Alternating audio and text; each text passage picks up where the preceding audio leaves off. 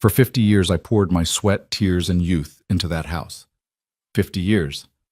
And yet in one ordinary morning, my son, the son I once starved myself to raise, sat down in front of me, looked me straight in the eye and said, "Mom, you should move somewhere else." No trembling hands, no blushing, as if he were kicking out a tenant who was late paying rent. If you think the story ends with my tears, you're wrong. Like, comment the city you're viewing from so I know how far my story has come. And don't go anywhere, because what happens next will leave you speechless. I want to tell you something I've never admitted out loud before. For most of my life, I believed that if you loved your family hard enough, if you worked hard enough, sacrificed enough, stayed quiet enough when it hurt, love would come back to you. Not immediately, maybe. Not perfectly. But eventually, it would return. Like a debt. Like gravity. I was 68 years old before I understood how wrong I had been. My name is Margaret Whitmore, and for 47 years I lived in the house on Sycamore Lane. It wasn't a grand house. It had a low ceiling in the hallway that my husband Gerald used to hit his head on every single morning for 20 years. And every single morning he'd say the same thing, "One of these days I'm going to fix that." He never did fix it. And when he died 8 years ago, I kept that low ceiling exactly the way it was. I couldn't bring myself to change it. That stupid, inconvenient ceiling was the last joke we ever shared. I raised 2 children in that house. My daughter Carol, who moved to Portland and calls me every Sunday without fail. And my son Ethan. Ethan, who sat across from me at the breakfast table on a Tuesday in October and told me it was time for me to leave. Let me back up, because you need to understand what kind of morning it was. Not a dramatic morning. That's the thing nobody tells you about the worst moments of your life. They rarely arrive with thunder and warning. They arrive on ordinary Tuesdays when the coffee is still hot and the light through the kitchen window is soft and golden and everything looks exactly the way it always has. I had made oatmeal. I remember that clearly because I was stirring it when Ethan came downstairs. His wife Diane was already at the table, which was slightly unusual. Diane rarely came down before 9 on weekdays. She worked remotely, kept her own hours, and generally treated the kitchen like a hotel lobby, a place you passed through, not a place you stayed. But that morning, she was already seated, already dressed, already holding her coffee with both hands, the way people do when they're trying to look casual and failing at it. Ethan poured himself a cup and didn't say good morning. He pulled out a chair, sat down, and said, "Mom, we need to talk about something." I kept stirring the oatmeal. "Okay," I said. "We've been doing a lot of thinking," he said, "Diane and I, about the house, about the future." I set the spoon down on the rest beside the stove. I turned around. There's a particular tone a person uses when they've rehearsed something, when they've practiced the word so many times the meaning has almost drained out of them. Ethan was using that tone. "We think," he said, and then paused, and I watched him glance at Diane for half a second like he needed to borrow courage from her. "We think it might be time for you to find your own place." The oatmeal was starting to stick to the bottom of the pot. I could smell it. I didn't move. "Your own place," I repeated. "Something smaller," Diane said, jumping in with a warmth that was so obviously prepared it made my teeth ache. "Something more manageable for you. Just for you. There are some beautiful independent living communities nearby. We've actually looked at a few, and some of them are really lovely, Margaret. They have activities, social events." "I have social events," I said. My voice came out quiet. I wasn't sure how. "Of course you do," she said. "Of course. But we worry about you. In this big house on your own." "I've been in this house on my own for 8 years," I said. "Since Gerald died." Ethan cleared his throat. "Mom, it's not just about that." "Then what is it about?" There was a pause, a real one, not a theatrical one. And in that pause, I saw something cross Ethan's face. Not guilt exactly, more like the particular discomfort of a person who has convinced himself that what he's doing is reasonable and is now confronting the fact that it doesn't quite feel that way. "The house is a lot," he said finally. "The upkeep, the yard, the maintenance. We think it might make more sense," Diane said very carefully, "for us to take over the property, manage it properly. You wouldn't have to worry about any of that anymore." And there it was. Not dressed up enough to hide what it was. Not dressed down enough to be honest. Just floating there between us in my kitchen, in my house, on an ordinary Tuesday morning. The thing they had actually come to say. They wanted the house. They just didn't want me in it. Nut. I didn't argue. I want to be clear about that because it still surprises me when I think back on it. I, Margaret Whitmore, who had never once in my life walked away from a fight I believed in, stood there in my own kitchen and did not argue. I said, "Let me think about it." Diane looked startled, like she had braced herself for a storm and the sky had stayed clear. Ethan looked relieved. That relief, that small, unguarded exhale from his chest, told me more than anything he'd said. He had expected me to fight. He had been prepared for me to cry, to raise my voice, to appeal to history and sacrifice and the 47 years I had poured into that house. He had his arguments ready. I could see them lined up behind his eyes, waiting. I didn't give him the chance to use them. "I'll think about it," I said again. "Now, do either of you want oatmeal? It's going to burn if nobody eats it." What I did not tell them, what I did not tell anyone for several weeks, was that I had already been thinking about it. Not in the way they meant, not about independent living communities with scheduled activities and laminated dining menus, but thinking in the way you do when something has been sitting wrong for a long time and you've been too loyal or too tired or too afraid to look at it directly.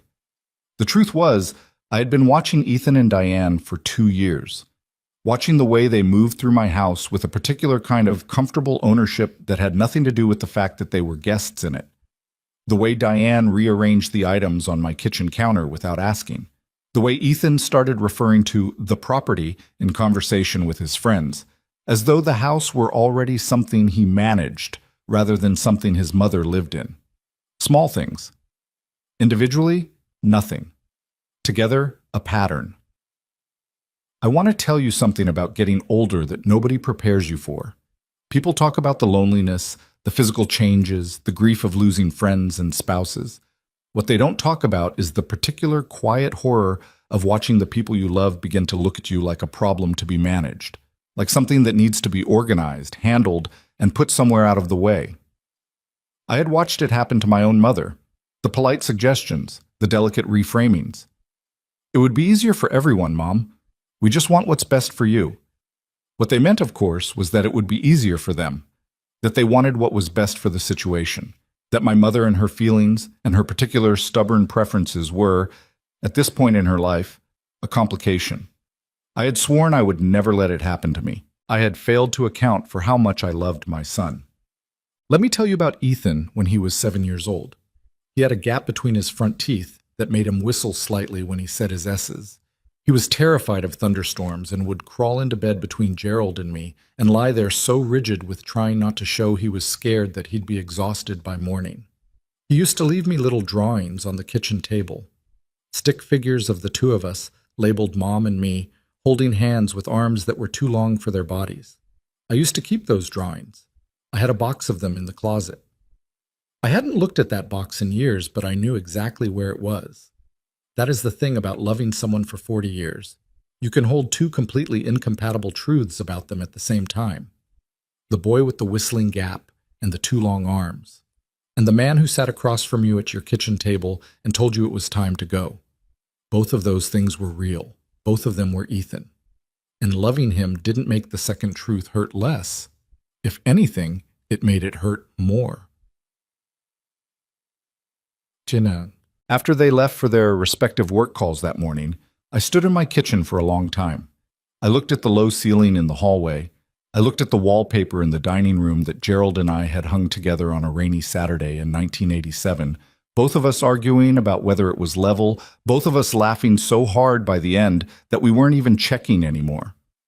I looked at the scuff on the baseboard at the bottom of the stairs where Ethan, at 14, had dragged a bicycle inside against my explicit instructions and refused to admit it had been him for 3 entire days. I looked at all of it, and I let myself feel what I was feeling, which was not sadness, not yet, but something colder, something more like clarity. They thought they knew what was going to happen. They had written the script. Gentle pressure, reasonable framing, perhaps a few difficult conversations, and eventually a capitulation dressed up as a decision.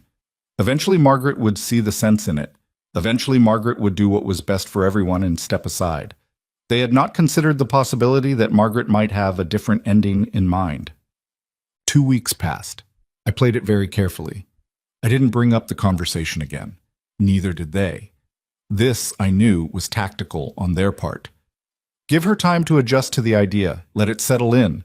Let the path of least resistance do its work. They were patient people. Ethan had always been patient in the way that certain people are patient, not because he was especially calm, but because he was confident. He had always believed things would go his way if he simply waited. While they waited, I made a phone call. Dorothy Kessler had been selling real estate in our county for 31 years. She had sold Gerald and me the house on Sycamore Lane. She had also sold 3 other properties on our street over the years, and she knew every inch of the neighborhood's value. More importantly, I had known Dorothy since our children were in the same elementary school class. I trusted her. I called her on a Wednesday morning when Ethan and Diane were both in their respective home offices with their doors closed. I stood in the backyard near the old garden where I still grew tomatoes every summer, and I told her what I needed. "Margaret," she said when I'd finished, "are you sure about this?" "I've been thinking about it for a long time," I said. "It's a significant step." "Yes," I said. "It is." There was a brief silence, and then Dorothy said, in the voice of a woman who had been around long enough to recognize when another woman had made up her mind, "All right, let me do some research on current comps, and I'll get back to you Thursday." I went back inside and started making lunch. What came back from Dorothy on Thursday was a number that made me set down my phone and sit very still for about 30 seconds. The house on Sycamore Lane, in the current market, was worth considerably more than I had imagined. More than 3 times what Gerald and I had paid for it. More than enough to do what I had begun, carefully, to plan. I called Dorothy back and said, "Let's move forward." "I'll need to come by for photos and measurements," she said. "We'll need to be a bit strategic about the timing." "Ethan and Diane go to her parents in Connecticut the second weekend of every month," I said. "They'll be gone Friday through Sunday." Dorothy understood without my having to explain further. "I'll block that weekend." That evening, at dinner, I asked Ethan about his plans. Casual, conversational. He confirmed the Connecticut trip, the same as always. Diane talked about her mother's new garden project.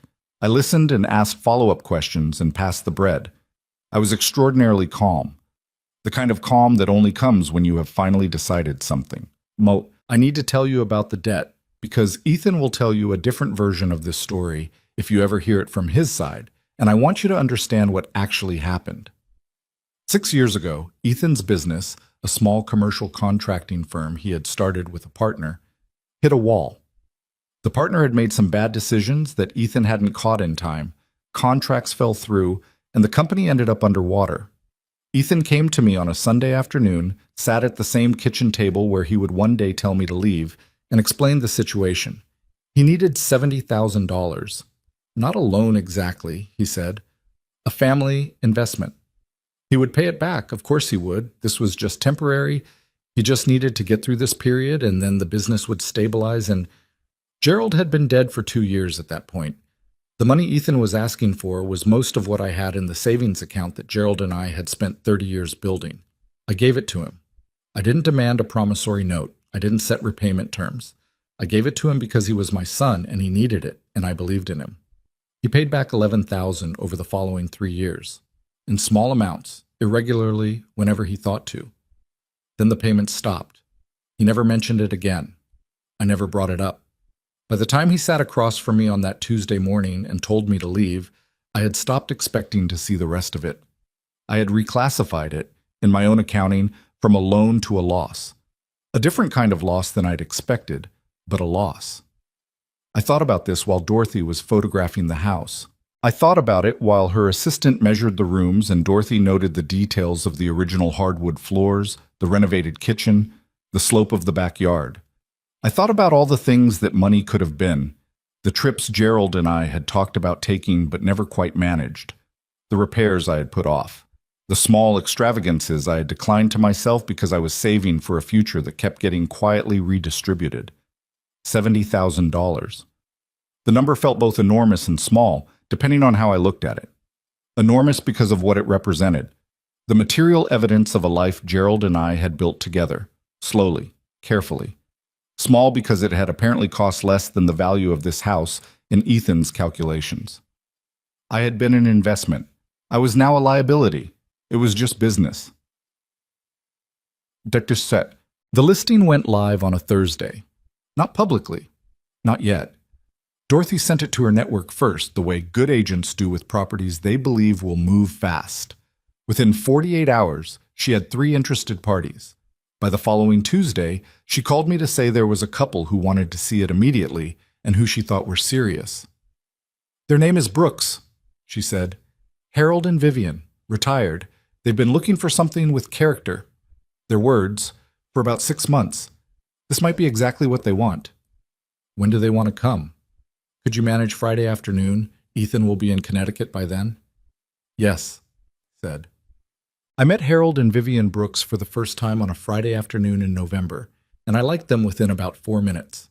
Harold was a large, soft-spoken man who had taught high school history for 35 years and carried himself with the slightly rumpled dignity of someone who has spent decades being patient with people who weren't listening.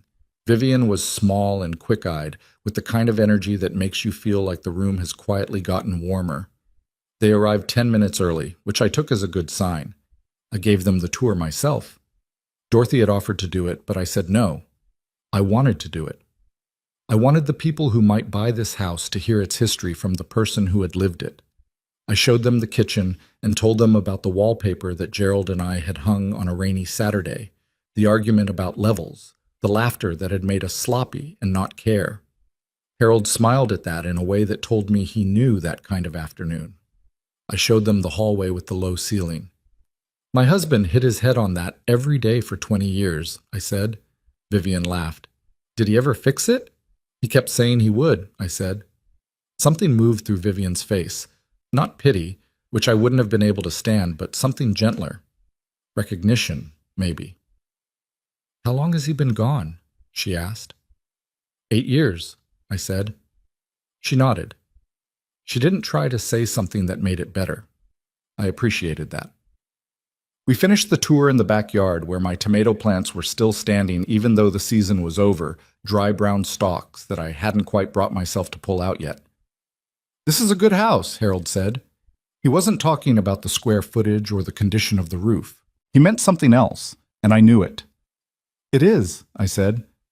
We take care of it, Vivian said. She said it simply, without any particular emphasis, which made it more convincing than if she'd tried to promise it. I know you would, I said, and I meant that too. Dorothy called me Sunday night, after Ethan and Diane had returned from Connecticut, while I was reading in the living room with the television on quietly in the background the way I did most evenings. They want to make an offer, Dorothy said. I turned down the television volume. The offer was $7,000 over asking price. They wanted the house exactly as it stood. The furniture I was willing to leave, the original fixtures, the low ceiling in the hallway. They weren't planning to renovate. They wanted to live in it. Margaret, Dorothy said, this is a very good offer. I know, I said. Do you want to take the night? I thought about Ethan's face that Tuesday morning, the prepared words, the rehearsed calm, the half-second glance at Diane when he needed to borrow courage. I thought about the box in the closet with the stick figure drawings, the 11,000 out of 70, the word property. No, I said. I'll accept it. Dorothy made a small sound on the other end of the line, not quite a laugh, not quite a sigh. Something in between. All right, she said. I'll draw up the papers. I turned the television back up. There was a nature documentary playing, something about birds migrating. I sat there and watched it and listened to the house settle around me the way old houses do in the evening. Small creaks, small sighs, the particular language of a building that has been lived in long enough to have opinions. I thought, I will miss you. And then I thought, but I'm not going to lose myself trying to keep you. That was the moment, I think. The real one. Not the day I called Dorothy, not the day I accepted the offer. That Sunday night, alone in my living room, with the birds migrating on the television and the house talking to itself in the dark. That was the moment I chose myself. I spent the next 3 weeks being very normal. I had dinner with Ethan and Diane twice. I did not bring up the conversation about moving. Neither did they. Still waiting, still patient, still confident that time was doing their work for them. I helped Diane carry groceries in from the car one afternoon and listened to her describe a renovation show she'd been watching, all these before and after transformations, all this potential just waiting to be unlocked. She didn't say she was talking about the house on Sycamore Lane. She didn't have to. I said, "That sounds interesting," and asked if she wanted tea. I signed the sale documents on a Wednesday afternoon at Dorothy's office, in a room with a window that looked out onto a parking lot. The escrow timeline was set. The closing date was 3 weeks out. I drove home and started going through 47 years. This I was not prepared for. Not the legal parts, not the financial parts. I had braced myself for those. What I was not prepared for was the physical reality of taking apart the life you have lived. Every drawer, every shelf, every corner of every closet. Gerald's old workbench in the garage, still holding the shape of the projects he'd set down and never come back to. The box of Ethan's drawings, Carol's old school photos in an album on the highest shelf. I called Carol. I had to tell someone. My daughter answered on the second ring, the way she always did. "Mom, is everything okay?" "Yes," I said. "I need to tell you something." I told her everything. From the Tuesday morning conversation to Dorothy, to the Brooks family, to the signed documents.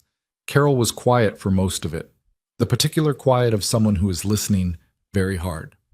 When I finished, she said, "Mom." "I know," I said. "Are you sure?" "I've never been more sure of anything since I decided to marry your father," I said. A long pause. Then Carol let out a breath. "Okay," she said. "What do you need?" That was my daughter. That was always my daughter.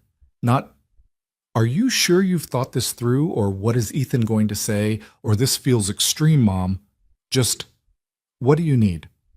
I told her what I had arranged. A cottage rental on the east side of town, quiet street, small garden, already half furnished. A fresh start that looked more like a relief than a punishment. "I'll come down the week before closing," Carol said. "Help you pack." "You don't have to—" "Mom, I'm coming." So, the last night I slept in the house on Sycamore Lane, I lay awake for a long time. I wasn't sad exactly. Or I was, but it was a different kind of sadness than I had expected. Not the sharp grief of losing something you're fighting to keep, but the softer grief of releasing something you have already made peace with. Gerald was everywhere in that house. The low ceiling, the wallpaper, the workbench in the garage. And I had spent 8 years since his death tending those memories like I was afraid they'd disappear if I stopped watching them. What I understood, lying there in the dark, was that he was not in the house.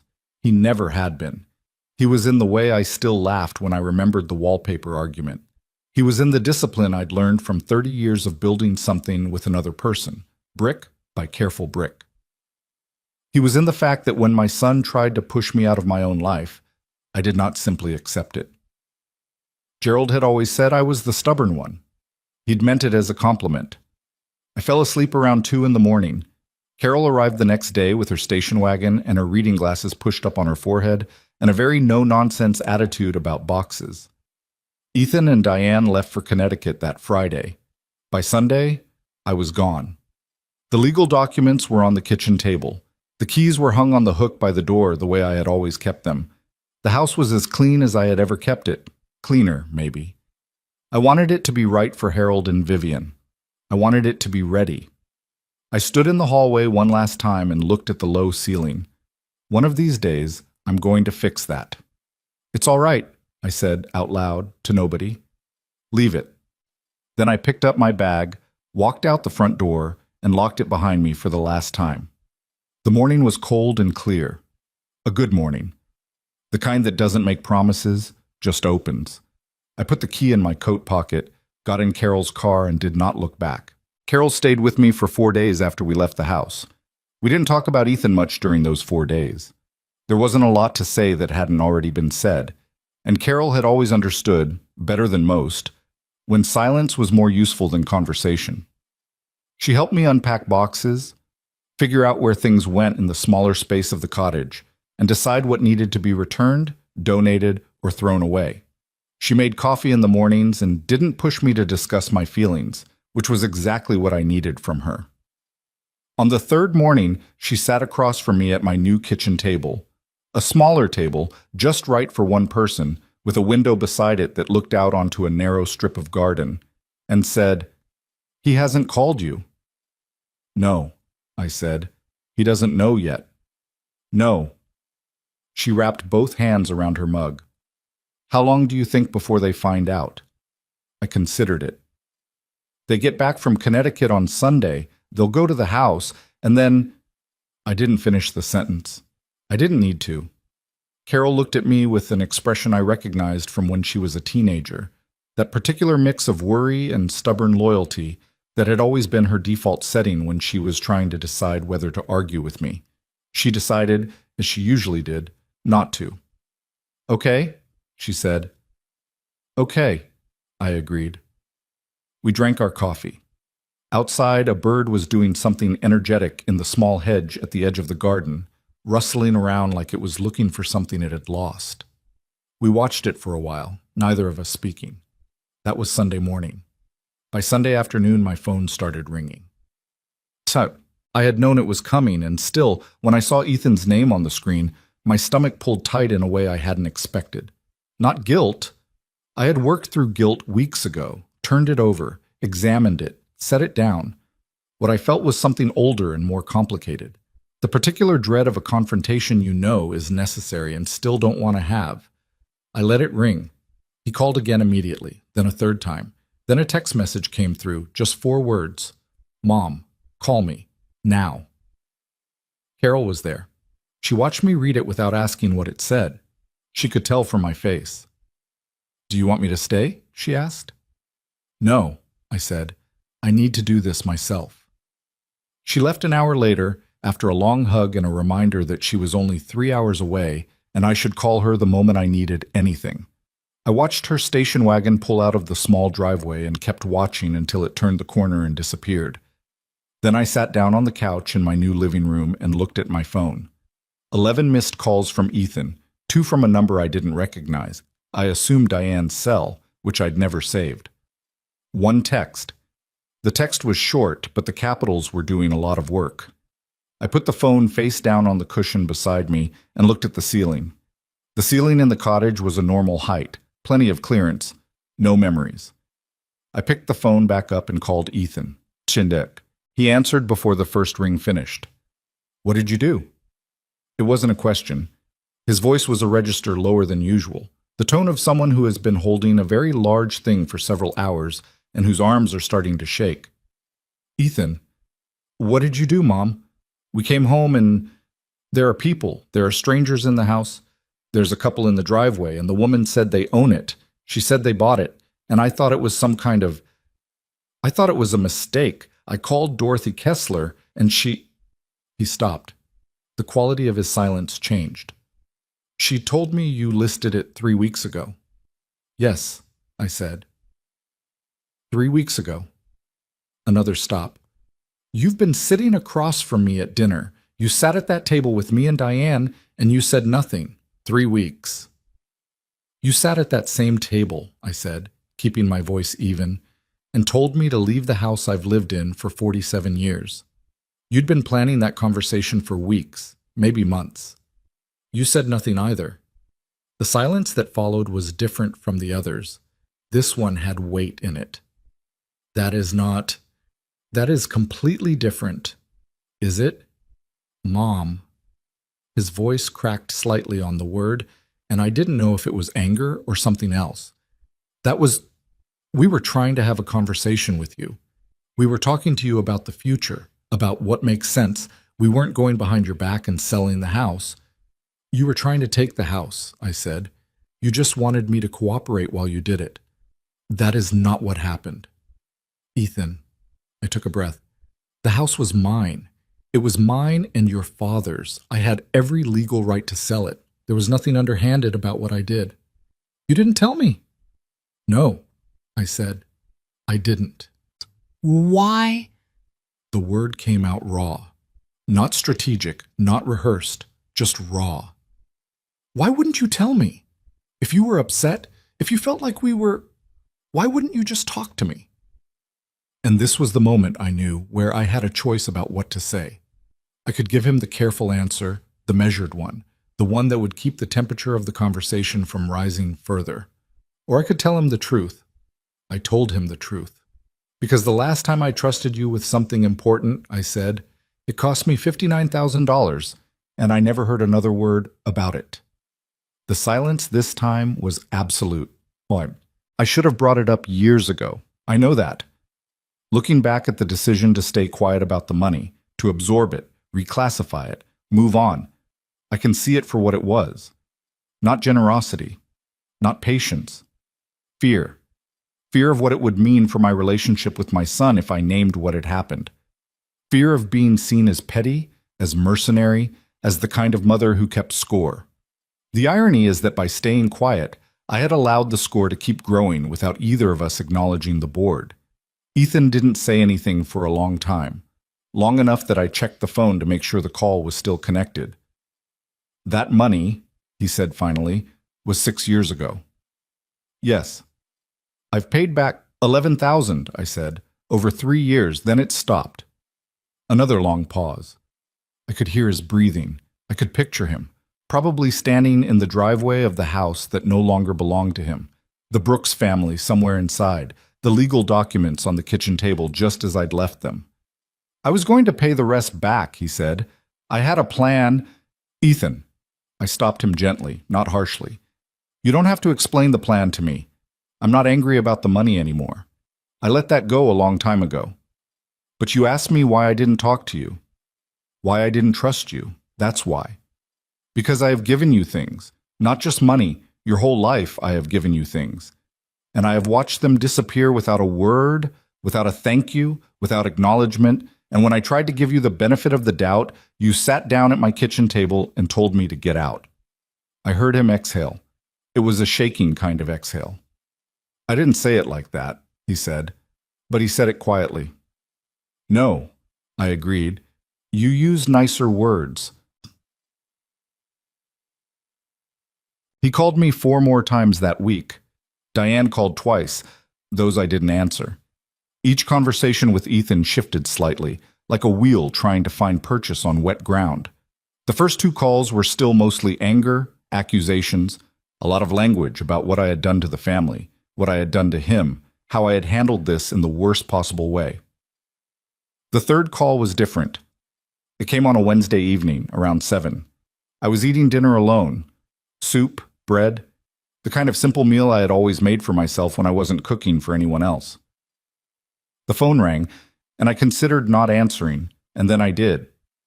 Ethan sounded tired. Not the tight, controlled exhaustion of someone who is still managing their anger, but genuinely, flatly tired. Where are you living? He asked. A cottage on Elmwood Street, I said. Are you okay there? I set down my spoon. This was new. Yes, I said. It's a good space. I didn't know you were unhappy, he said. I thought about that for a moment. I don't think I was unhappy, I said slowly. I think I was disappearing. Those are different things. What does that mean? It means that for the last few years I've watched myself become invisible inside my own home. I watched the 2 of you make plans for that house, renovations, futures, and nobody once asked what I thought, what I wanted. I became part of the furniture, Ethan, something that was in the way. He was quiet. I raised you, I said. I worked, I scrimped. I showed up when your business was falling apart. I have been there for every single thing you have needed from me for 40 years. And the moment I became inconvenient, the plan was to relocate me to somewhere with scheduled activities and laminated menus. That's not... He started and stopped. Diane thought... I know what Diane thought, I said. I need to know what you thought. A very long silence. I thought, he said, and his voice was doing something unsteady now, that the house was too big for you, that you were alone in it, that it was. I thought it made sense. Did you think about asking me what I wanted? He didn't answer that. He didn't need to. Here is what I have never told anyone, not even Carol. There was a night, about 2 years before all of this, when I sat at the kitchen table in the house on Sycamore Lane at 11 o'clock at night, long after Ethan and Diane had gone to bed, and I cried. Not quietly, not delicately. The ugly kind of crying, the kind you can only do when you're certain nobody can hear you. I had done it because earlier that evening at dinner, Diane had made a comment about the kitchen. She'd said something like, "It would really open up with the wall between the kitchen and the dining room gone," and Ethan had said, "Yeah, that would be great," and they'd had a full 3-minute conversation about what the renovation might look like, and at no point had either of them looked at me or lowered their voices or seemed to register that they were sitting in my kitchen discussing the demolition of my wall in front of me. I had sat there and eaten my dinner and said nothing. Afterward, at 11 o'clock, I sat at that table and cried because I didn't know what else to do.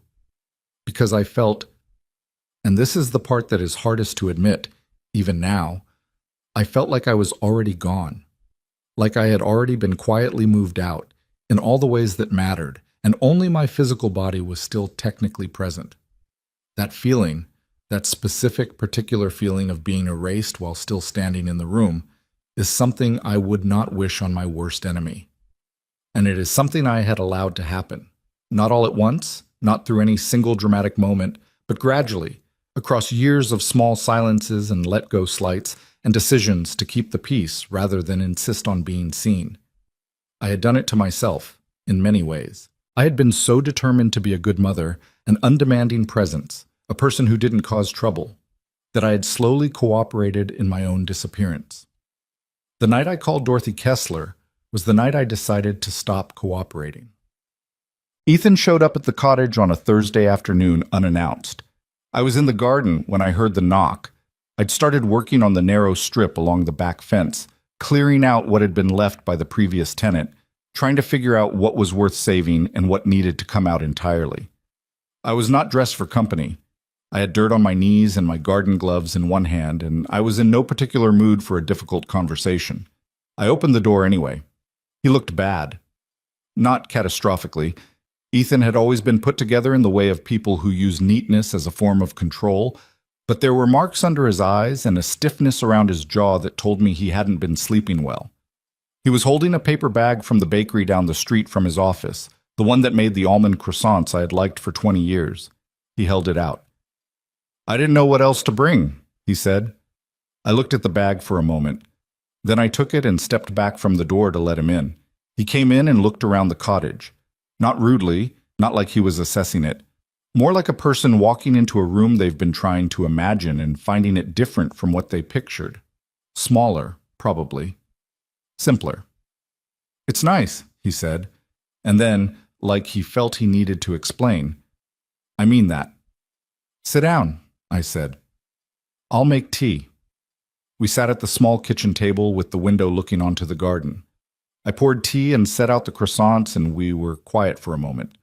Outside, the bird was back in the hedge. Same hedge, same energetic rustling. I had come to think of it as reliable company. "I talked to Carol," Ethan said. "I know, she told me." "She was—" He stopped. "She wasn't very gentle with me." "She never is." I didn't try to soften it. Carol's lack of gentleness on this particular subject was entirely warranted, and we both knew it. Ethan turned his mug in a circle on the table. It was a nervous habit he'd had since he was a teenager, that rotating motion, like he was winding something up. "She said I've been taking you for granted for years, that I've been treating you like—" She used the word resource. "What did you say?" I said she was wrong. He stopped rotating the mug. And then I thought about it for 2 days, and I think she might be right. I looked at my son. This man who had been 7 years old once, with a gap in his teeth and stick figure drawings. This man who had sat across from me with rehearsed words and a borrowed courage. This man who was now sitting in my new kitchen holding a paper bag of croissants like a small white flag. I did not soften. I was done softening. But I did not harden either. "Tell me what you think she means," I said. He looked up. "What?" "If you think she might be right, tell me what you think she means. In your own words." He was quiet for long enough that I thought he might deflect, change the subject, qualify, move sideways the way people do when the truth is uncomfortable. But he didn't. He stayed with it. "I think," he said slowly, "that I have been treating you the way you treat someone who's always going to be there. And I didn't think about what that meant for you. I assumed. I assumed you were fine. I assumed the house was too much. I assumed—" He stopped. "I did a lot of assuming." "Yes," I said, "you did. And the money." He said it like setting something heavy down on a table. "Mom, I know I haven't—" "Ethan," I stopped him. "I'm not here to collect a debt. That's not what this is about." "Then what is it about?" I thought about that night at 11 o'clock, the ugly crying, the feeling of being already gone. I thought about Diane and the wall she wanted to remove. I thought about the word property. "It's about the fact that I spent 47 years building a life," I said, "and somewhere along the way, you stopped seeing me as the person who built it. I became a part of it. Furniture, something to be managed, and I let it happen. I'm not putting all of this on you, Ethan. I stayed quiet for too long, and that's on me. But when you sat down at that table and told me to leave, what you were really telling me was that my comfort, my wishes, my sense of belonging in my own home, none of that made the list. The house did. I didn't." He didn't argue with it. That, more than anything, told me something had actually shifted. He sat there with his hands around his mug and his eyes doing something that was not quite crying, but was very close to it. My son, who hadn't cried in front of me since he was 12 years old, who had learned somewhere along the way that showing vulnerability was the same as showing weakness. I had taught him better than that, I thought. Apparently it hadn't held. "I'm sorry," he said. 2 words, no qualifications behind them. No, but waiting at the end. Just the 2 words. I heard them. I let them sit for a moment because they deserved to be heard and not immediately answered. Then I said, "I know." I want to be clear about something, because I think people hear a story like this and they want a clean ending. They want the apology to fix it, the conversation to close it, the relationship to snap back into shape like a rubber band. That is not what happened. 2 words, even genuine ones, do not undo years. What happened was messier and slower and more uncertain than that. What happened was that Ethan drove home that evening and I washed up the tea things and went back out to the garden and pulled up another dead plant by its roots and thought about what I actually wanted the rest of my life to look like. Not what I owed, not what I was expected to do, not how to manage Ethan's feelings or maintain Diane's comfort or keep a peace that had been costing me, quietly, for years. What I actually wanted. It was harder to answer than I expected. I had spent so long organizing myself around other people's needs that my own had gone somewhat quiet from disuse, like a muscle that hasn't been worked in a long time. But they were there, still there, waiting. I stayed in the garden until the light changed. The bird in the hedge had finally found whatever it was looking for, because the rustling had stopped. Everything was very still, the way evenings get in November, that particular quality of quiet that feels less like the absence of sound and more like the presence of something else, something patient. I pulled off my garden gloves and looked at my hands. 68 years old, dirt under the nails, still here, still here. The weeks after Ethan's visit to the cottage were not peaceful. I want to be honest about that. People imagine that once the hard conversation happens, once the apology lands and the truth gets spoken, something releases. The pressure lifts. Maybe it does, eventually. But in those first weeks, what I mostly felt was the particular exhaustion of someone who has been holding themselves very tightly for a very long time and has just, for the first time, let go. The muscles don't immediately relax. They ache. They tremble. They don't know what to do with the absence of tension. I had been braced for so long. Braced against Ethan's plans, against Diane's careful smiles, Against my own inclination to go quiet and absorb and make peace. Bracing had become so automatic that I had stopped noticing it. Now that I had stopped, I could feel every place it had been. I kept busy. That was always my way. Gerald used to say I was incapable of sitting still when something was bothering me, that I cleaned and organized and gardened my way through every difficulty the same way other people drank or talked or cried. He wasn't wrong. In those weeks, I turned that narrow strip of back garden into something worth looking at. I pulled everything dead, amended the soil, researched what grew well in partial shade. I joined a Tuesday morning walking group through the county parks. 8 women and 1 man named Roy, who walked faster than any of them and somehow never broke a sweat. I started cooking again, properly, not the half meals I had been making for years when I couldn't quite bring myself to use all 4 burners just for one person. Small things. But they added up. And underneath the busyness, quieter than it had ever been before, something was changing.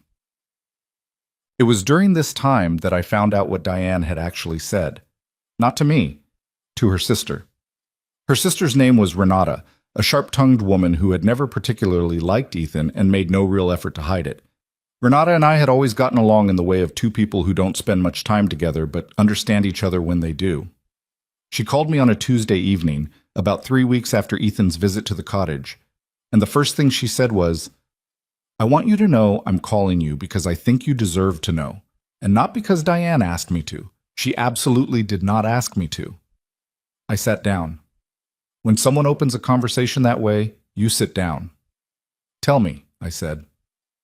What Renata told me took about 10 minutes and rearranged several things I thought I understood. It turned out that the plan to push me out of the house on Sycamore Lane had not started the way Ethan had framed it to me. It had not been a slow, mutual realization that the house was too much for me, that I needed a simpler situation, that they were thinking of my comfort.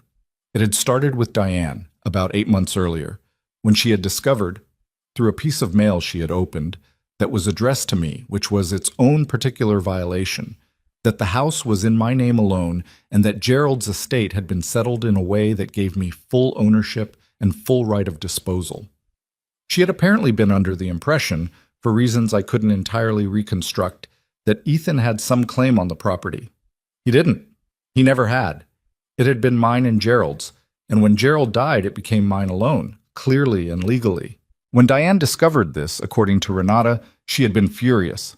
Not sad, not disappointed, furious, and had spent the following weeks convincing Ethan that it was time to have the conversation. "She told him it was about your welfare," Renata said. "She framed the whole thing as concern for you. I heard her practicing it on the phone with her friend Celia. She said, 'The key is to make Margaret feel like we're doing her a favor.'" I was quiet for a moment. "Practicing it," I repeated. "Margaret, I am sorry to be the one telling you this." "Don't be," I said. "I needed to know." "The thing that made me call you," Renata went on, "is that last week she told my mother, at a family dinner in front of everyone, that you had done something vindictive and cruel, that you sold the house specifically to hurt Ethan, that you had been planning it for months as some kind of revenge. She's been telling that version of events to everyone who will listen." I thought about the Tuesday morning, the rehearsed words, the borrowed courage, the warm, prepared smile Diane had deployed like a tool. I thought about the 8 months of planning that had preceded that conversation, the deliberate framing, the friend named Celia listening on the phone while Diane practiced the words to use on me. "The key is to make Margaret feel like we're doing her a favor." "Thank you, Renata," I said. "Are you all right?" I thought about it honestly. "I think so," I said. "Yes, I think so." After I hung up, I sat at my small table with the phone in my hand and looked out at the garden in the dark. I could see the outline of the hedge, the rows I had worked on last week. I sat there for a long time. I was not surprised. That was the thing I kept returning to. I was not surprised. Some part of me had known, or at least suspected, that the kindness was constructed, that the concern was costume. What was new was the detail, the specificity, the image of Diane on the phone with Celia rehearsing the words to use on me like lines in a play I hadn't known I was performing in. What I felt was not rage. It was something colder and more settled, the feeling of a person who has been moving in fog and suddenly, for a moment, can see clearly. I called Ethan the next morning. He picked up on the second ring. "Mom, hey, how are—" "I spoke with Renata last night," I said. Silence. "I know about Diane opening my mail," I said. "I know about the 8 months. I know about the conversation she practiced with her friend Celia." The silence stretched. In it, I could hear him processing. The small, audible recalibration of a person who has just realized the ground has shifted under them again. "Mom, I'm not calling to fight," I said. "I want you to hear that. I am not calling to fight. But I need to ask you something, and I need you to tell me the truth." "Okay," he said. His voice was careful. "Did you know she'd opened my mail?" A pause. Too long to be comfortable. "I found out afterward," he said. "I didn't know she'd done it until she told me what was in it. And when she told you her plan, the framing, the doing you a favor framing, did you go along with it, or did she convince you to?" This pause was longer. "Ethan." "Both," he said. And then, almost immediately, I know that's not a good answer." "It's an honest one," I said. "That's more useful." "I wanted the house," he said, and the flatness of it, the absence of excuse, was something I hadn't expected from him. "I've wanted it for a long time. Not because I grew up there. I didn't think about what I was asking you to give up. I thought about what I wanted, and I let Diane's reasoning make it feel like the right thing to do. And I knew, somewhere, that it wasn't right. I just didn't look at that part directly." I didn't say anything for a moment. "Do you understand," I said slowly, "what it felt like to sit at that table? To have a conversation that had been scripted and rehearsed, that had been constructed specifically to make me feel grateful for being pushed out of my own home?" His breath on the other end of the line was audible. "I think I'm starting to," he said. "Good," I said. "Keep thinking about it." Diane called me that afternoon. I almost didn't answer. I sat and watched her name on the screen through 3 rings and considered, seriously, letting it go to voicemail. Then I picked up. "Margaret." Her voice was a specific kind of bright, the brightness of someone who has decided they are going to be reasonable if it kills them. "I think we should talk." "All right," I said. "I want you to know that I don't blame you for what you did. I understand that you felt. I understand you were hurt, and I think we can move past this as a family if we're all willing to—" "Diane," I said, "I know about Celia." The brightness switched off, just like that. One moment it was there, and the next the line was flat. "I beg your pardon," she said. "Your friend Celia." "The phone calls. The key is to make Margaret feel like we're doing her a favor." I kept my voice completely even. "I know about the mail you opened. I know about the 8 months. I know the concern for my welfare was a frame you built around something you wanted. That is—" She stopped, started again. "That is an enormous exaggeration of what happened. Is it?" "Margaret, I was trying to find a way to have a difficult conversation that didn't hurt you, that's all. I was trying to be sensitive." "You were trying to be effective," I said. "There's a difference." "I don't know who has been talking to you, but it doesn't matter who told me," I said. "It matters that it's true. And I think you know it's true, Diane. I think if you sit quietly with it for 5 minutes, you know that what you did was not sensitivity, it was strategy, and I was the problem you were strategizing around." A long silence. "I have never disliked you," I said. "I want to be clear about that. I've had my difficulties with you over the years, but I have never disliked you as a person. What I cannot accept, and will not accept, is being managed, being handled, being maneuvered out of my own life by someone who has convinced herself she's doing it for my benefit." "So what do you want?" Diane said, and underneath the controlled voice was something rawer. "What is it you actually want from us, Margaret? Because we've lost the house. That's done. Is this about punishment? Is that what this is?" "No," I said. "This is about the truth. Nothing more than that." She didn't have an answer to that. We ended the call without warmth, without resolution, without any of the theatrical reconciliation that she had probably scripted for this conversation the way she had scripted the first one. I hung up and felt, of all things, hungry. I made myself a sandwich and ate it standing at the kitchen counter, looking out at the garden. There is something I need to tell you about my granddaughter. Sophie was 11 years old, Ethan and Diane's youngest, their only daughter. She had her father's gap-toothed smile, filled in now since she'd lost her baby teeth, and her mother's quickness. She was the kind of child who notices things, the kind who asks questions that are sharper than the adults around her expect, and who has not yet learned to pretend she hasn't noticed what she's noticed. She called me on a Saturday, about a week after my conversation with Diane. She called from Ethan's phone, which meant Ethan had let her. That told me something. "Grandma," she said, "are you really not coming to Thanksgiving?" I hadn't known that was the question on the table. I hadn't known Thanksgiving had become a question at all. It was 3 weeks away. "I hadn't decided anything yet," I said carefully. "Mom says you're probably not coming because of everything that happened." A pause. "She says it might be better for everyone to wait until things settle down." Of course she did. Better for everyone was Diane's linguistic default, a phrase she used the way other people use seasoning, liberally, over everything, regardless of whether it improved the flavor. "What do you think, Sophie?" I asked. A short silence on her end. She was thinking about it for real, which I appreciated. "I think I miss you," she said. "And I think if you're not there, it's going to be weird. And I think—" She lowered her voice slightly. "I think Dad misses you too, but he doesn't know how to say it." 11 years old, seeing everything, saying it plainly.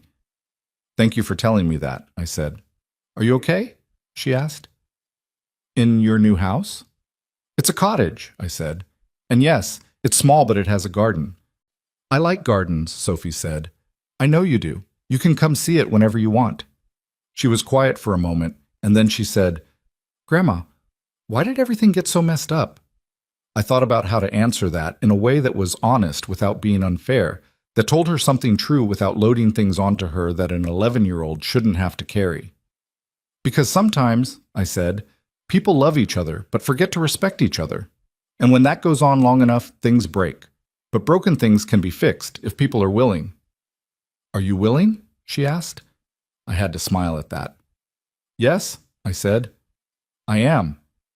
Are you going to make sure your dad is?" A pause, then, completely seriously, "I'll work on it." Imam. Thanksgiving came. I debated it for 2 full weeks. I ran the conversation in my head from every angle. What it would mean to go, what it would mean to stay away, what I was actually ready for, and what I was not. Carol offered to host in Portland, which would have been the easier choice. Clean slate, no history in the room, just the 2 of us and her husband and their quiet, reasonable apartment. I almost said yes. What stopped me was not forgiveness. I want to be clear about that because forgiveness was still a work in progress, still something I was approaching carefully from the edges rather than walking into directly. What stopped me was Sophie's voice on the phone. "I think if you're not there, it's going to be weird." And the image of my granddaughter sitting at a Thanksgiving table that had been made strange by an absence that she had correctly identified as unnecessary. I had spent enough of my life making myself smaller so other people could be comfortable. I was not about to start making myself absent for the same reason. I called Ethan 3 days before Thanksgiving. "I'll come," I said. "But not to Diane's mother's. Your house." A beat of silence. "We're at a rental," he said. "Since we found a rental while we figure out—" "I know," I said. "Give me the address." He gave it. I wrote it down. He said, "Mom," and then seemed to run out of what came after that. "I'll bring pie," I said. I won't tell you. Thanksgiving was easy. It was not easy. It was awkward in the specific way that only family gatherings can be awkward. Polite on the surface, full of weight underneath, with long pauses that everyone pretended were natural, and topics that people steered around carefully, like furniture that had been moved and not yet memorized. Diane was correct in her manners and cool in her warmth. She thanked me for the pie, showed me where to put my coat, and for most of the evening maintained a careful, civilized distance that was its own kind of statement. I did not push it. I was not there to push anything. Ethan was awkward in the way of someone who wants to make things right and doesn't have the vocabulary for it yet. He hovered slightly, refilling my water glass before it was empty, asking twice if I was warm enough. It was almost endearing. Would have been if I hadn't been paying enough attention to notice what was underneath it. The guilt, yes, but also the effort. The genuine, visible effort of a man trying to figure out who he wanted to be going forward. Sophie sat next to me at dinner and told me about her science project, a model of the solar system she'd built with LED lights for the planets, and whether Pluto counted and why the people who decided it didn't were, in her considered opinion, wrong. I listened to every word. I asked questions. I told her that Pluto's reclassification had always struck me as rude as well, and she looked at me with the pure satisfaction of someone who has found the correct ally. After dinner, while Diane was in the kitchen and Ethan was doing something with the dishwasher, Sophie leaned over to me and said quietly, "You seem different." "Different how?" I asked. She thought about it with the seriousness she applied to everything. "Less worried," she said. "You always used to look a little bit worried, like you were waiting for something to go wrong. You don't look like that now." I looked at my granddaughter, this perceptive, unfiltered, extraordinary child. "You might be right," I said. She nodded, satisfied, and reached for the last of the pie. Oops. Driving home that night, I went through town instead of taking the highway. I don't know exactly why. Habit, maybe, or some instinct toward the longer, slower way. The streets were quiet, in the way small towns get on holidays. Most of the lights in most of the houses warm and interior, everything turned inward for the night. I drove past Sycamore Lane. I wasn't planning to. The route didn't require it. But I found myself turning, moving down the familiar street, slowing in front of the house without quite stopping. The lights were on inside. All of them, warm yellow through the curtains. There was a wreath on the door that Vivian Brooks must have hung. Simple, greenery, and a red ribbon, the kind of thing that said people live here and they're paying attention. The low porch light was on. The yard was raked clean. It looked, I thought, like a home that was being lived in, properly, attentively, with care. I sat there for probably 30 seconds, not sad, not regretful, just looking. Then I put the car back in drive and headed to Elmwood Street. The cottage was dark when I pulled up. I'd forgotten to leave a light on, which I always did, which Gerald had always teased me about. I sat in the driveway for a moment before going in, listening to the engine tick as it cooled. Something Renata had said in our phone call came back to me then. She had said, near the end, something I hadn't absorbed fully in the moment. "You know, Margaret, what you did took guts. Most people wouldn't have. Most people would have just given in." I had thanked her and moved on, but sitting in my dark driveway on Thanksgiving night, I turned the words over. Most people would have given in.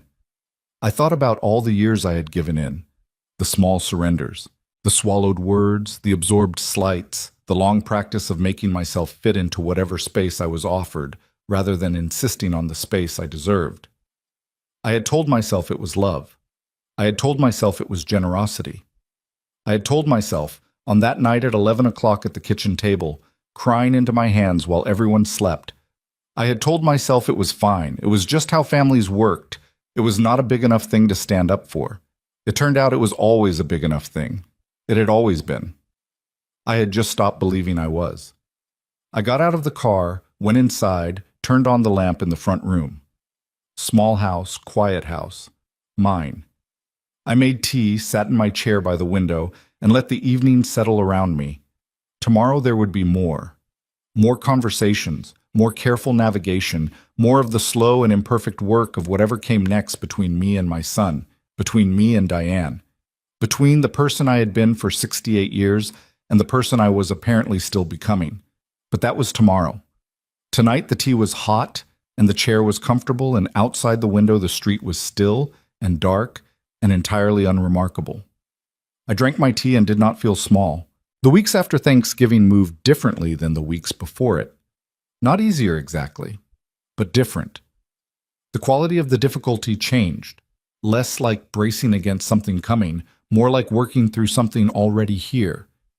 There is a distinction between those two kinds of hard. And if you have lived long enough, you know exactly what I mean. Ethan called more regularly now. Not the frantic accusatory calls of those first days after he'd found the house empty, and not the careful, rehearsed check-ins of someone managing a situation. These calls were unpolished in a way his earlier ones hadn't been. He'd call and not always have a reason, not always have an agenda. He'd ask what I was doing and actually listen to the answer. He told me one Thursday afternoon that he'd been having trouble sleeping. "How long?" I asked. "Since October mostly," he said. Since around when Diane and I first talked about the house." I thought about that. "Your conscience was already working on it," I said. A pause. "Maybe," he said. "I didn't think of it that way." "What did you think of it as?" "Stress," he said. "I told myself it was work stress." That was so recognizably human, the practiced misidentification of guilt as something more manageable, that I almost said so out loud. I didn't. Some things a person has to arrive at themselves, and saying it out loud too soon just gives them something to argue with instead of something to sit with. "Are you sleeping better now?" I asked. A short pause. "A little," he said. "Some nights." It wasn't resolution. It wasn't even close to resolution. But it was something. What I was not prepared for was the next thing Diane did. I should have been. Looking back, I can see the shape of it coming, the way you can see the shape of weather moving in from the west if you know what to look for. But I wasn't looking. I was, perhaps for the first time in years, looking primarily at my own life, at the garden, at the Tuesday walking group, at the small routines of the cottage that were becoming mine, in a way the house on Sycamore Lane had stopped being mine sometime in the last few years, without my fully noticing. I found out from Dorothy. Dorothy called me on a Wednesday in early December, and the tone of her voice when I picked up told me before the words did that something had gone sideways. "Margaret," she said, "I have to tell you something, and I want you to hear it from me before you hear it from someone else." "Tell me," I said. "Diane has been talking to people," Dorothy said, "in the community. She's been telling people that the sale was... She's implying that you weren't competent to make the decision, that you may not have fully understood what you were signing." I sat down. "She's been talking to your neighbor Patrice," Dorothy continued, "and to the Hendersons, I believe. I heard it from Karen Marsh, who heard it from Patrice directly. The phrase being used is that she's concerned about your clarity of mind at the time of the sale." Clarity of mind. Two words constructed to sound like concern and function like a weapon. "Is she planning to challenge the sale?" I asked. My voice came out steadier than I felt. "I don't know," Dorothy said. "I don't think she has legal grounds. The sale was clean, Margaret, completely clean. Everything was in order. But I wanted you to know what was circulating, because people talk, and some of them will believe it without questioning it, and I thought you deserved to know." After I hung up, I sat at my kitchen table for a long time. I have to tell you what that felt like, because I think it is important. Not the anger, though there was anger, yes, a clean, bright anger that I felt first in my chest and then in my hands. But underneath the anger was something that took me longer to identify. It was grief. Not grief for the house, not grief for the version of Ethan I was slowly relearning. Grief for the particular illusion I had apparently still been carrying without knowing it. The illusion that the worst of it was behind us. That Thanksgiving had meant something definitive. That we were, however slowly and imperfectly, moving forward. Diane had not moved forward. Diane was doing what Diane did, strategizing, building a new frame around the situation, a frame in which I was not a woman who had made a difficult and deliberate choice, but a confused old woman who hadn't known what she was doing. It was the same move, dressed differently. First she had tried to make me feel like leaving was my idea. Now she was trying to make everyone else believe the decision hadn't really been mine at all. I thought about this for a long time. I thought about what kind of woman does this.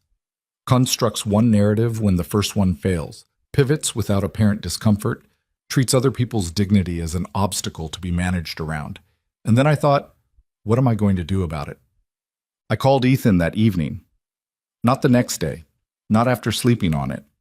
That evening. He picked up sounding tired, the way he usually did around 7 now. "Mom, hey." I need to tell you what Diane has been saying to people, I said, and I need you to tell me what you're going to do about it. Silence. I told him. All of it. Patrice, the Hendersons, clarity of mind, Dorothy's call. I kept it factual. I did not editorialize. I gave him the information the way you give someone a set of documents, clearly, in order, without embellishment, and let the content speak. When I finished, he was quiet for long enough that I checked the phone again. Ethan? I'm here, he said. Did you know about this? No. The word came out fast and flat, with the particular texture of something that is true. No, I didn't know. Are you sure? Mom, I swear to you, I didn't know. I believed him. That was the thing. I actually believed him, and I wasn't entirely sure if that made it better or worse. Better, because it meant the person I had been cautiously relearning to trust had not deceived me again. Worse, because it meant the woman he had married was operating independently, running her own campaign, and he apparently had not known. You need to make this stop, I said. I know. Not for my sake alone, I said. For yours. Because if you allow this to continue, if you let this become the story your wife tells about your mother, you are making a choice, Ethan. Even doing nothing is a choice. A long pause. I know, he said again, and this time it had more weight in it. I have never once, I said, and I felt the steadiness in my own voice like a floor under me, told a single person that you are a bad son. I have not gone to Dorothy's clients. I have not called Patrice. I have not sat at lunch with the Hendersons and raised questions about your character. What I did legally, on my own property, within my full rights. And I am 68 years old, and I will not have my mind questioned by a woman who opened my private mail and practiced talking me out of my home on the phone with her friends. The silence on his end had a different quality now, not the silence of someone gathering themselves for a response. The silence of someone who has just heard something that has landed fully, without deflection. I'm going to talk to her tonight, he said. Good. Mom. His voice shifted. I'm sorry. I know I keep saying that, and I know it doesn't fix anything, but It's not about fixing it, I said. It's about what you do next. That's all. Just what you do next. I don't know exactly what Ethan said to Diane that night. He didn't tell me the specifics, and I didn't ask for them. There are rooms in other people's marriages you don't enter, even when you have reason to, even when the marriage in question has caused you direct harm. Whatever happened behind that door was between the two of them, and what came after it was what mattered to me.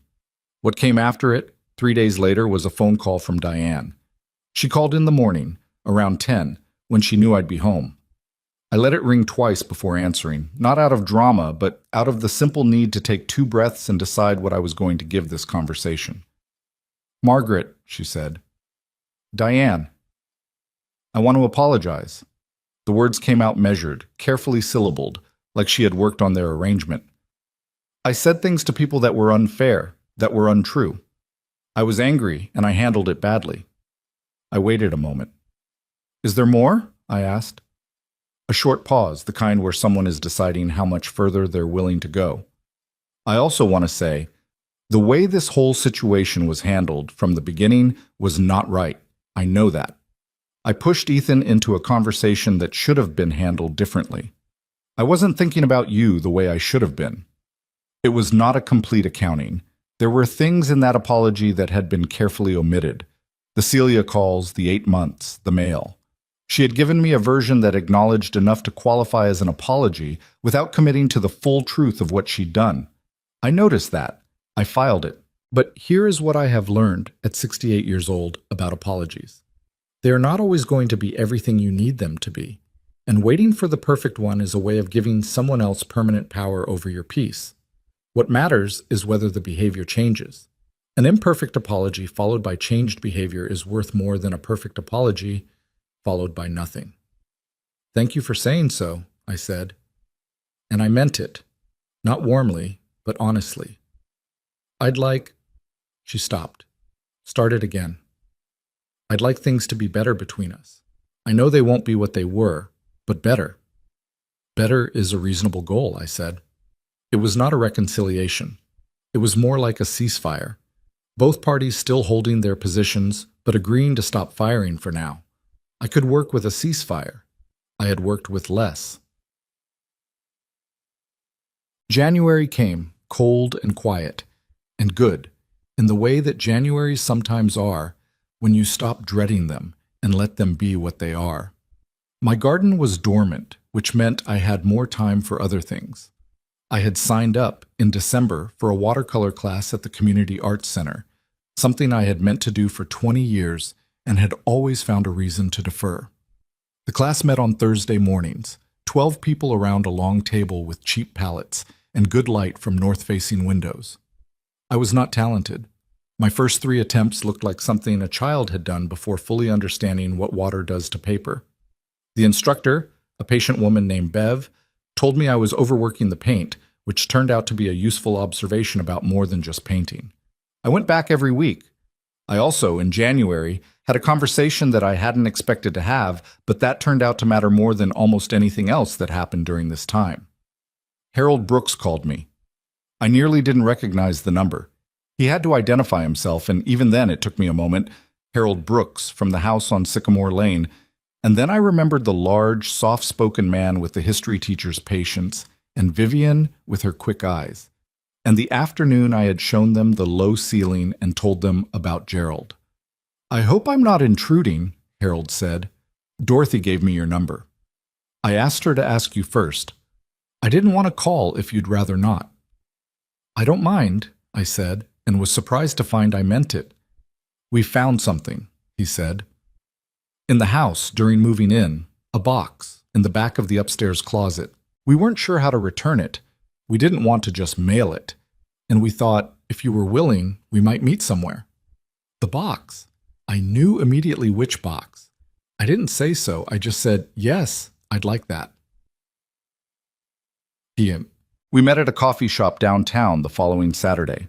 Harold and Vivian arrived together, Harold carrying the box under one arm, with the careful attention of someone transporting something fragile. Which it was, in every way except the literal one. It was the box of Ethan's drawings. The stick figures and the 2 long arms and the labeled "Mom and Me holding hands." I had forgotten it entirely in the controlled urgency of those last weeks of packing, the deliberate compartmentalization of emotion I'd needed to get through the process. I had left it in the closet, and I had not, until this moment, let myself acknowledge that I had. Harold set it on the table between us. "We figured it was important," he said simply. "It is," I said. Vivian looked at me with those quick, warm eyes. "Are you settling in all right?" she asked. "To the new place." "Better than I expected," I said. "It's smaller, but it's mine in a way the other house hadn't been for a while." She nodded in that way she had, not with sympathy, with recognition. "We're taking good care of it," she said. "I want you to know that." "I can tell," I said.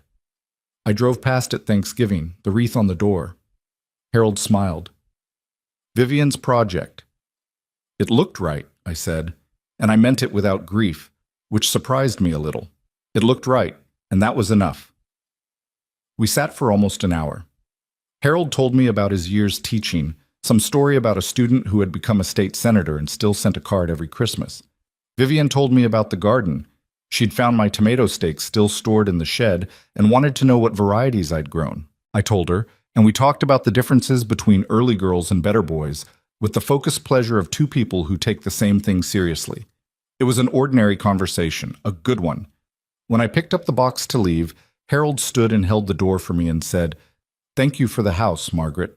I mean that." I looked at this man who had appreciated a low ceiling, who had said, "This is a good house," in a voice that understood what he was saying. "Take care of that ceiling in the hallway," I said. "Don't fix it." He looked surprised for a moment, and then his face settled into something that understood without needing explanation. "We won't," he said. "Pote." I drove home with this box on the passenger seat. I didn't open it until that evening, after dinner, after the light had changed to that particular winter blue that comes in through west-facing windows around 4 o'clock and makes everything look quieter than it is. I sat on the couch and lifted the lid. They were all there, 40-something drawings, maybe more. I didn't count. Crayon and marker and pencil, on pages torn from notebooks and on proper drawing paper and on the backs of old envelopes. The figures were exactly as I remembered, slightly lopsided, arms too long. The M on mom reversed in some of them, the way children reverse letters before they've fully decided on direction. I went through them slowly, one by one. There was one I didn't remember, or maybe I had forgotten it, the way you forget individual instances of ordinary happiness. It showed 3 figures instead of 2. The labels read Mom, Me, Dad. Gerald's stick figure was the tallest, which was accurate. They were all holding hands in a chain, the arms stretching to reach each other, all slightly too long, all connected. I held that one for a while. Here is what I know about my son. He is not a villain. I know that sounds strange after everything I have told you, but it is true, and it is important. He is a man who made a series of choices over a number of years. Some of them selfish, some of them weak, some of them cowardly in the specific way that cowardice presents itself when it's disguised as practicality. He had listened to his wife's plans and told himself they were reasonable. He had stopped seeing his mother clearly and told himself he was handling things responsibly. He had borrowed money and stopped repaying it and told himself the relationship was more than the debt, which was true. But using it as an excuse not to honor the debt was still wrong. He had done all of this without being a villain, without malice, with the ordinary human failure of a person who chose comfort over conscience for long enough that he had stopped noticing the choosing. I knew this about him. I had always known it. And knowing it didn't excuse any of it, but it did mean something for what came next. What came next was a conversation we had in February over dinner at a restaurant downtown that was neutral ground for both of us. No history in the booths, no associations in the lighting. Ethan arrived before me and was sitting at the table when I came in. He stood when he saw me, which he had not always done, which I noticed without saying so. We ordered without much ceremony. We talked about Sophie's science project. She had won a second-place ribbon at the school fair, which she was furious about, and which Ethan described with the specific helpless pride of a parent watching their child's competitive nature exceed their ability to manage it. I laughed. A real laugh, not a polite one. He looked at me when I laughed, and something in his face shifted. Something careful and held loosened slightly, like a person who had been bracing for something and wasn't sure yet if it was safe to stop. "Mom," he said, "I want to pay back the rest of the money." I looked at him. "Ethan, not because I'm not doing it to balance a ledger. I'm doing it because it's right. It's been wrong for a long time, and I should have dealt with it years ago, and I didn't." He paused. "I set up a payment arrangement. Nothing dramatic, just monthly over 2 years. I wanted to tell you." I looked at my son across the table. The gap-toothed smile was long gone, filled in with adult teeth, but around the eyes he still looked, sometimes, like the boy who had been afraid of thunderstorms and hidden it badly. "All right," I said. "That's it?" he said. "Just all right?" "What did you expect?" He considered. "More," he said. "Or less. I'm not sure which." "It's the right thing," I said. "I'm not going to make a ceremony out of you doing the right thing. That sets the bar too low." He looked at me for a moment. Then he smiled. Not the strained, careful smile of the last several months, but something more like his real one. "You've always been like this," he said. "You know that? Even when I was a kid. No ceremony for the right thing. You just expected it. Did that bother you?" He thought about it seriously. "Sometimes," he said, "but I think it made me a better person than I would have been otherwise, when I bothered to listen." "You stopped listening for a while," I said. "I know." No defense, no qualification, just, "I know." "You seem to have started again," I said. He nodded. And we sat with that for a moment, the two of us, in a restaurant with no history between us, letting that small and imperfect and genuinely hard-won thing exist between us without trying to make it more than it was. The food came. We ate. The conversation moved to other things: Carol's new job, Sophie's obsession with Pluto's reclassification, a television show Ethan had been watching that he thought I might like. It was, on the surface, an ordinary dinner. Underneath, it was anything but. It was two people doing the slow, unbeautiful, necessary work of finding out who they were going to be to each other going forward. It was the hardest kind of love. Not the easy kind, not the kind that runs on assumption and habit and unexamined history. The kind that has been taken apart and has to be rebuilt piece by careful piece without the guarantee that all the pieces are going to fit the way they used to. I drove home that night thinking about Gerald, thinking about something he had said to me once, early in our marriage, during one of our first real fights. A bad one.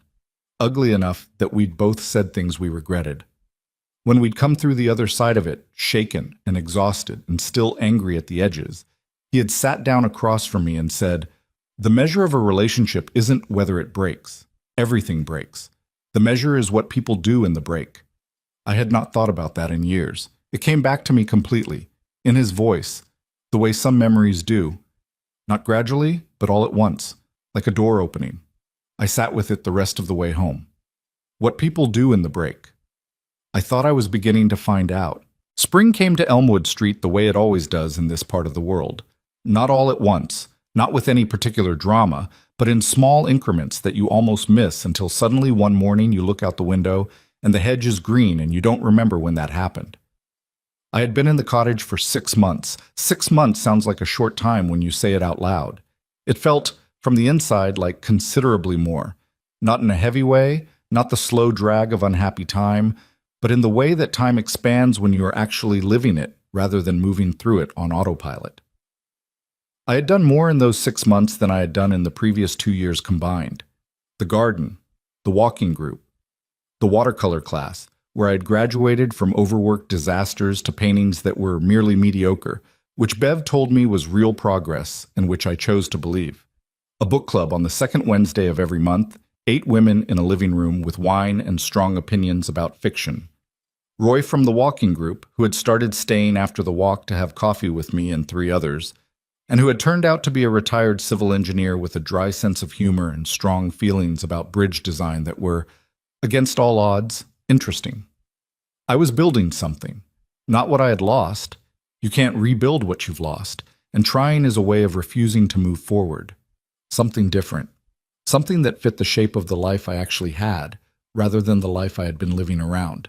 And then, on a Wednesday morning in late March, I got a call that cracked everything open again.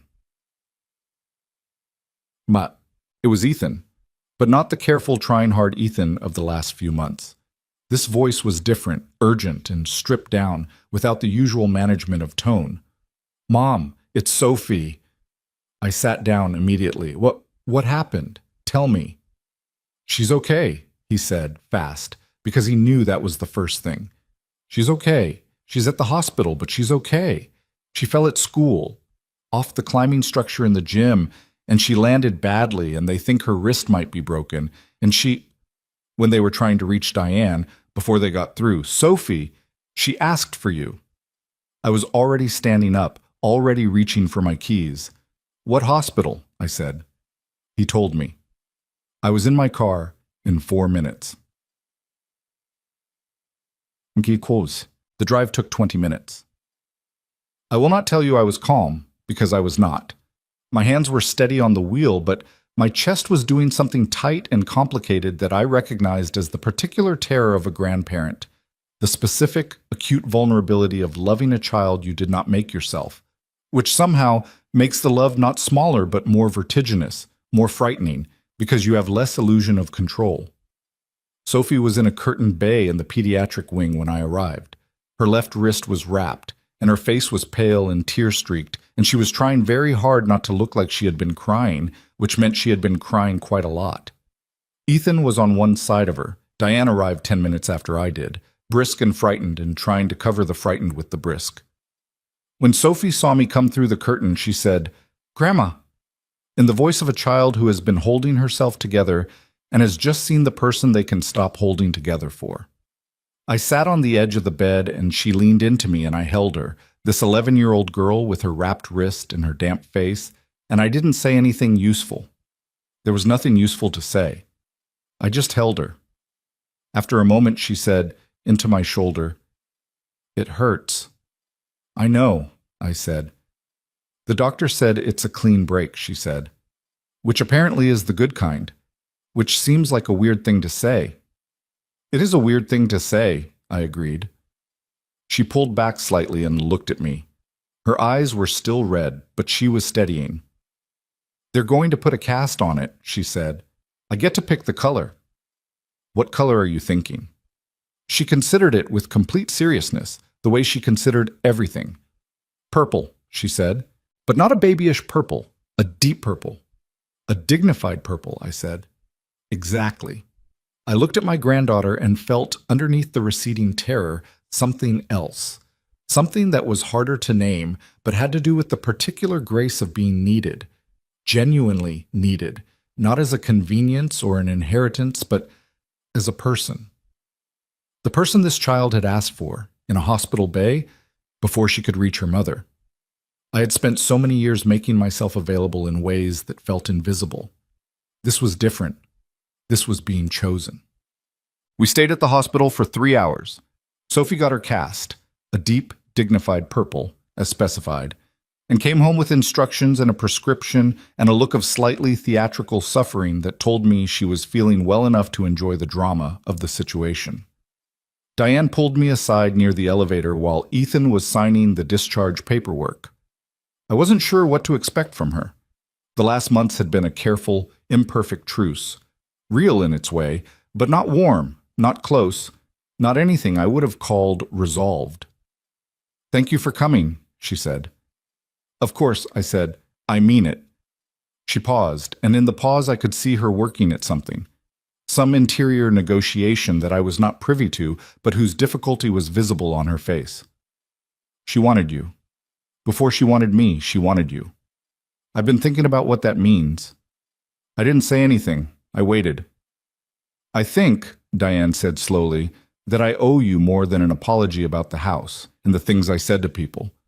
I think I owe you an apology for the last several years, for the way I treated you in that house, like you were in the way of something instead of the reason it existed. This was more than she had given me before, more complete, more uncomfortable for her to say, and therefore more real. Diane, I said, I'm not going to pretend the last year was nothing. It was something. It hurt. But I'm also not going to hold the rest of our lives hostage to it. That's not useful for either of us, and it's not useful for Sophie. She nodded.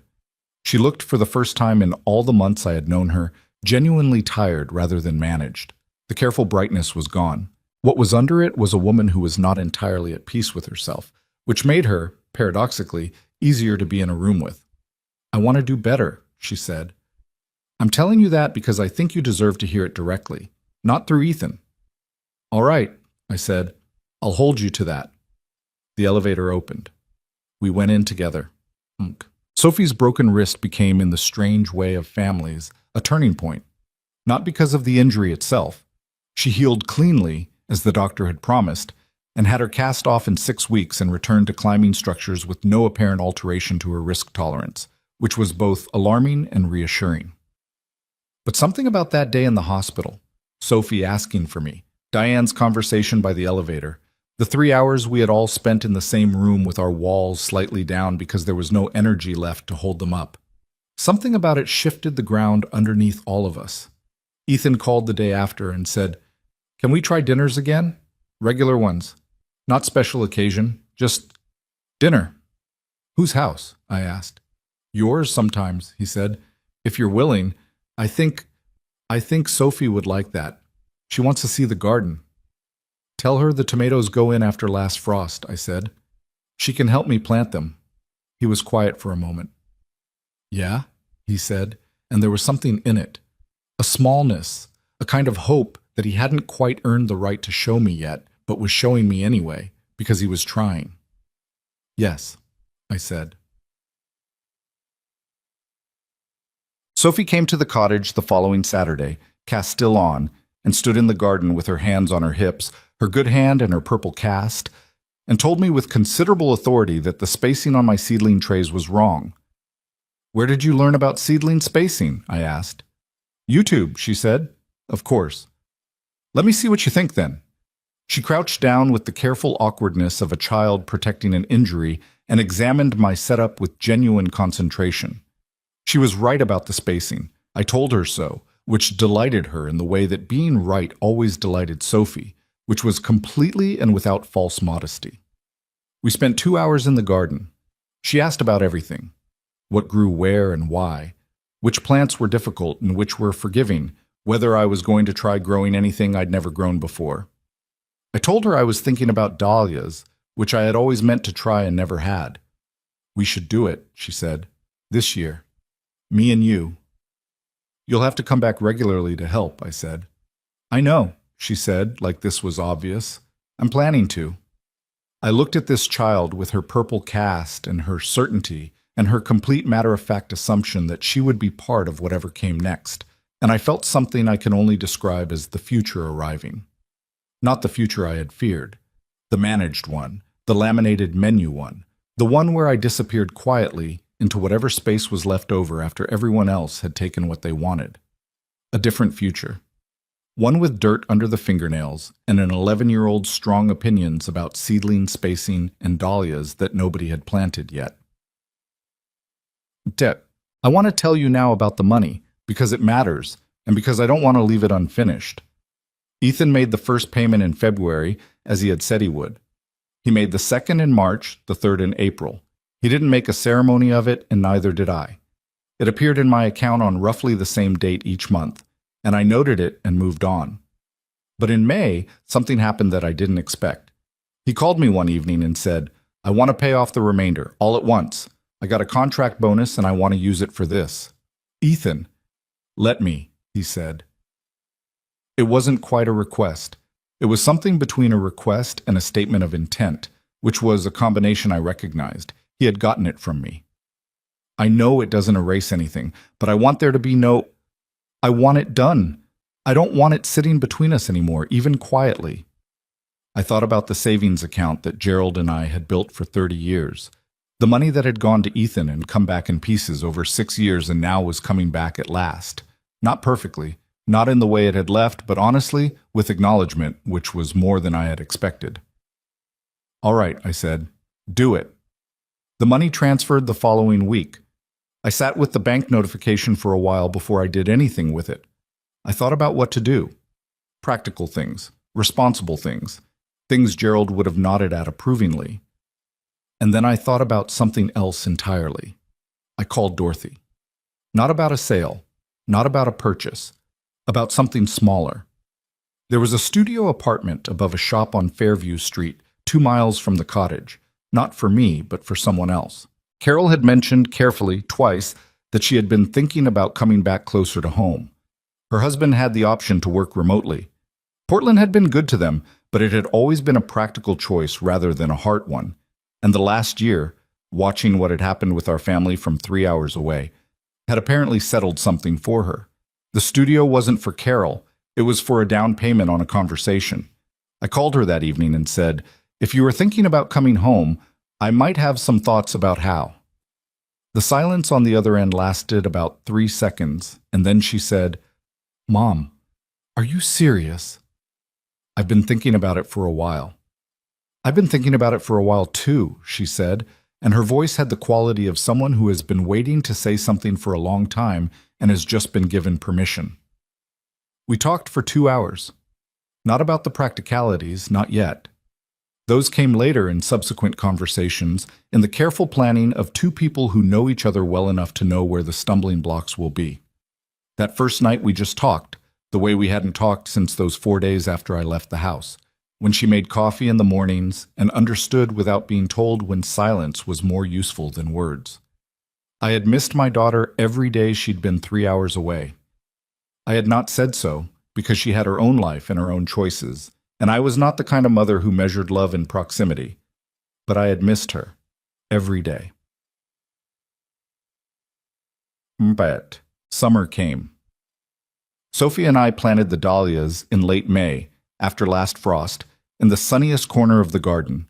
She came every 2 weeks to check on them, arriving on her bicycle with a confidence that suggested the broken wrist had not taught her any lessons about caution, which was both exasperating and correct.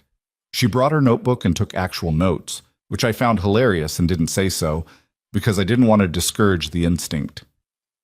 In June, on a Saturday afternoon, I had a dinner at the cottage. A real one. Carol and her husband making the drive down. Ethan and Sophie. Even Roy from the walking group, who had become a fixture in my life in the low-key, undemonstrative way of people who show up regularly without making a production of it. I made too much food, which was always my default, and we ate at the table I had moved outside into the garden because the evening was warm enough and the garden was, by now, worth sitting in. Diane came. I want to be accurate about this, because I think accuracy matters more than tidiness. It was not easy. She and I were not easy together, not yet, maybe not for a long time. There was still distance between us that was real and earned and not going to evaporate because we'd both decided to try harder. She was careful with me and I was honest with her, and we stayed on the surface of things, which was probably the right place to be for where we were. But she came. She sat at the table in my garden and ate my food and was decent to Carol and made Sophie laugh twice, which is not a small thing because Sophie's standards for what was worth laughing at were high and non-negotiable. And at the end of the evening, when everyone was leaving, she said to me quietly, "Thank you for having us." And it was simple and unrehearsed, without the careful brightness, just a woman saying a true thing. "Thank you for coming," I said. Neither of us tried to make it more than it was. That was progress. I want to talk to you now, directly, person to person, because I have been telling you this story for a long time, and I think you deserve more than just the events. You deserve what I actually took from it, what I learned at 68 years old, the hard way, through 47 years of a particular kind of quiet sacrifice, and one decisive October morning when I finally stopped. Here's the first thing. Love is not the same as loyalty, and loyalty is not the same as self-erasure. I spent decades confusing all three. I thought that loving my son meant being endlessly available, endlessly patient, endlessly willing to absorb the cost of whatever he needed. I thought refusing to ask for what I needed was the same as being a good mother. It was not. It was a form of cowardice, my own, not his. The cowardice of someone who is afraid that if she names what she needs, the love will turn out to be conditional on her not needing anything. Here's the second thing. The moment you begin managing your own needs away so that other people can be comfortable, you have started your own disappearance. And you can do it so gradually, across so many years of small silent retreats, that by the time you notice you have become invisible, you can barely remember what it felt like to be seen. I had done this. I owned it. Ethan had failed me, yes. Diane had been calculating and unkind, yes. But I had also cooperated. I had been so determined to be uncomplicated, so afraid of being seen as demanding or difficult that I had handed people the means of dismissing me. I had made it easy. Here's the third thing, and this one is for anyone listening who is older, who is watching their children begin to look at you like a situation to be managed. You have rights. Not just legal rights, though you have those too, and do not forget them, but human rights. The right to your own decisions, your own property, your own future. The right to be consulted, not maneuvered. The right to say no to arrangements made for your supposed benefit that you did not choose. The right to be seen as a person with preferences and intelligence and a life that matters, not as a responsibility to be efficiently discharged. Nobody can take those rights without your cooperation. That is the hardest part and the most important part. They can pressure you. They can manipulate you. They can make you feel like resistance is selfishness, like wanting to stay in your own home is unreasonable, like the kindest thing you could do for everyone is to quietly disappear. But they cannot take what you do not give. Here's the fourth thing. Walking away from the wrong version of peace is not destruction. I did not destroy my family when I sold that house. I refused to disappear, which is different. And because I refused, something real became possible. Not a perfect relationship, not a clean ending, but a true one. What Ethan and I have now is harder earned and therefore more honest than what we had before, when the peace was maintained at the cost of my existence. And the fifth thing, perhaps the most important, is this. It is never too late to choose yourself. Not at 50, not at 68, not at 83. The part of you that knows what you deserve does not have an age. It waits. Sometimes it waits for decades, patient in the way that deep water is patient, not urgent but persistent. And if you are willing to listen to it, not the part that flinches, not the part that worries what people will think, but the part that knows, it will tell you, clearly and without drama, exactly what needs to happen next. I listened, finally, on a Tuesday morning in October, when my son said the wrong words over hot oatmeal in my kitchen, and something in me went very quiet and very clear. I have not stopped listening since.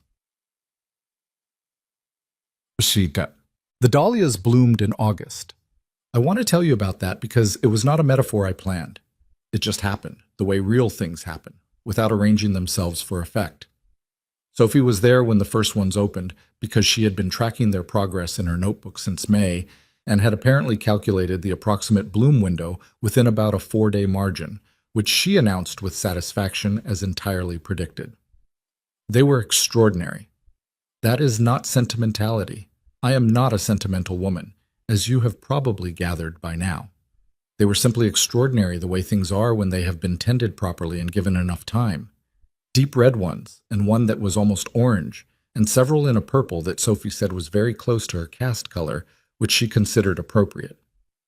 We stood in the garden in the late afternoon light, this child and I, looking at the thing we had grown together, and Sophie put her hand, her healed hand, fully healed, no trace of the break, on my arm.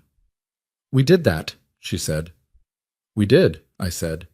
She leaned against me, briefly, the way children do when they are too old to be held, but still, sometimes, want to be close. She smelled like bicycle and garden dirt and the particular coconut sunscreen that Diane bought in bulk and that I had come to associate entirely with Sophie. "Are you happy, Grandma?" she asked. I thought about the question honestly, the way it deserved. I thought about the house on Sycamore Lane, and the low ceiling, and the box of drawings, and the oatmeal burning on the stove while I stood very still and understood what was happening to me. I thought about the Tuesday morning and Dorothy Kessler, and the night I had sat at the kitchen table at 11 o'clock and cried into my hands. I thought about the cold clarity of deciding to stop. I thought about Elmwood Street and the cottage and the walking group, and Roy's feelings about bridge design and the watercolor class, and Carol coming home in the fall, and this garden, this specific corner of it, these dahlias that nobody had expected and nobody had planted for me, that I had chosen for myself. "Yes," I said, "not the way I expected, but yes."